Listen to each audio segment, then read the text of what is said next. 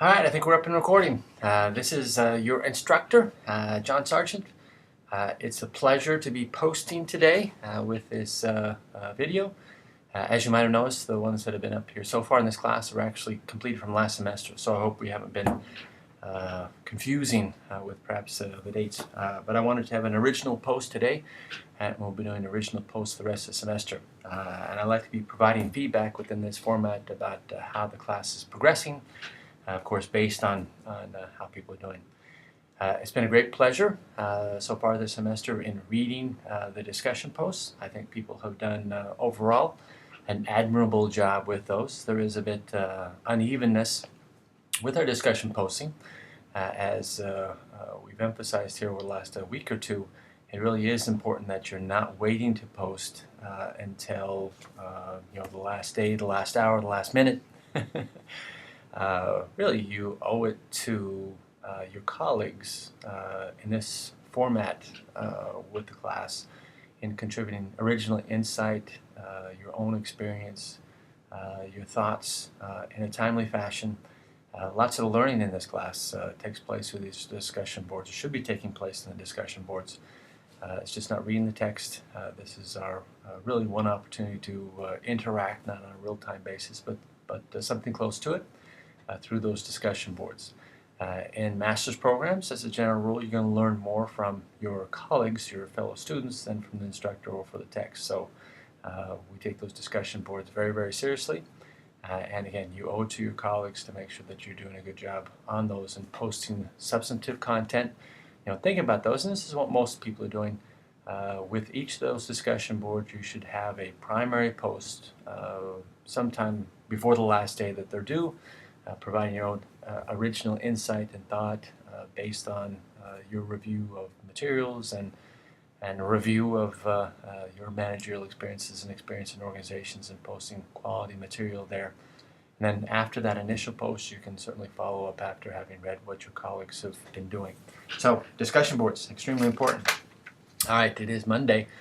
So over the next 2 days, you need to be reviewing Chapter 6 and come up with your insights on organizational design. I think this is an interesting chapter. It's important to understand.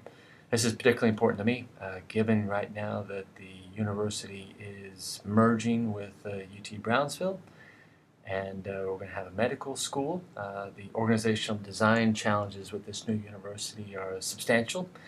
So this own little $250 million organization, which in the next 5 years will actually be a $500,000 organization, $500 million organization.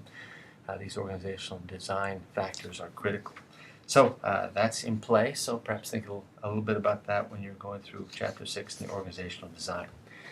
I just posted Exam 1 up on the discussion, up on our page for Week 3. I hope you're going to enjoy it. You're basically examining the managerial practices of a great Texas company. There's a little bit biased here. I like to have students focus on what's going on within the Texas Triangle. Our area running from Austin, Houston, San Antonio. We can throw in Dallas-Fort Worth, of course, in there also. There's great things happening in Texas. There's great things happening in the border corridor also, which, as you know from last week's post or this week's post, includes the area running from Austin, San Antonio down through the border, including where I am, up to Laredo and down to Brownsville, Matamoros also, and running all the way to Monterey and Saltillo on the Mexican side. So we will have the occasional exam question and other inquiry or comment about what's going on in the Texas Triangle, the border corridor. It's a very dynamic part of the world. We're surrounded by gigantic opportunities. We're surrounded by very well-managed companies and some not so well-managed, and it's a fertile ground to actually understand managerial practice. So as I was talking about Exam 1, a couple things I want to emphasize here. You're going to look at Whole Foods. You need to understand what's going on within our first 6 chapters. You need to do sufficient research to understand what's going on in Whole Foods. And then basically you're integrating those ideas within the exam. A couple things here. It's very important. Online exams of this type can be wonderful if done well. If they're done poorly, it's a horrible thing. So we want the first case. So you're doing a bunch of research. You've read the text, you understood the text, you can integrate those. So when you're developing your responses, be very careful with citations. So if you read something that's relevant to your answer, you need to cite that source within your response, and you need to both cite it within the text, so the author, the year, etc. And then you might want to have the full web link or other information where I can just click on something and go to that particular source and check the information within that source to see if it makes sense within the context of your response. So that's a normal citation. That's something you need to do both in referring to your independent sources about Whole Foods, but also you should use that in referring to information you're getting out of the text. So I can actually track that you've learned stuff from the text and using that within the appropriate context.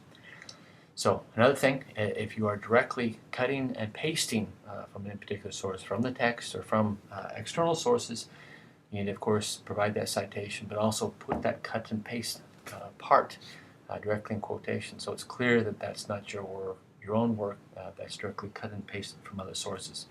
There was a gigantic temptation in this day and age to just put stuff in there, cut and paste from sources, or maybe just change a word or two, and attempt to pass it off in your own work.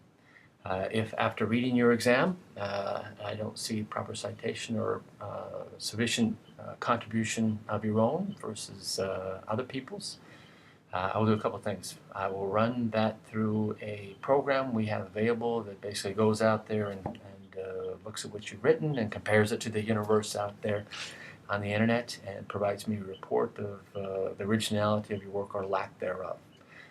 If it's clear that there has been plagiarism taking place, we have a process basically where you'll go through a judicial system, and if you are found guilty of plagiarism, chances are you'll get an F for the class, and that's not a good thing. So make sure you're using appropriate citation policy. Make sure you're not just cutting and pasting, and that's passing that off as exam. I'm really looking for your original contribution, your own thought, your own creativity, your own writing, your own thoughts. So that is part of our grading criteria. All right, so we've emphasized the importance of discussion boards, talked a little bit about Chapter 6, talked about the exam. That's going to be due on Sunday night, so coming up here shortly. You've got 6 days to work on it. Then after that, and of course, in addition to your normal modules, the next thing that's going to be due the following Sunday is a reaction paper. So just to give you a preview of coming events, check what reaction papers are all about. This is an opportunity to, again, provide an original contribution, integrating information from the text and outside sources. And I think it's key as master's students, and I'm sure people are capable, given the life stage that you're at in the career stage, be providing original insights based on your own work experience in and outside of organizations. So reaction papers, check that out in the syllabus that's coming and will be due in a couple weeks. All right, I think that's it. Of course, if there's any questions, I'm good at email. If you want to communicate with me, sending me an email is the best approach. I'm looking for interaction through email. If you have any questions at all, please feel free to contact me that way. We can set up a Skype call, for example, or an online chat or something like that, but email's the place to start. All right, hope you enjoyed the class so far, and it's been a good start for you within your UTPA MBA program. Enjoyed learning a little bit about you through introductions and your progress over the last couple weeks. All right, that's it for me. Enjoy. Bye-bye.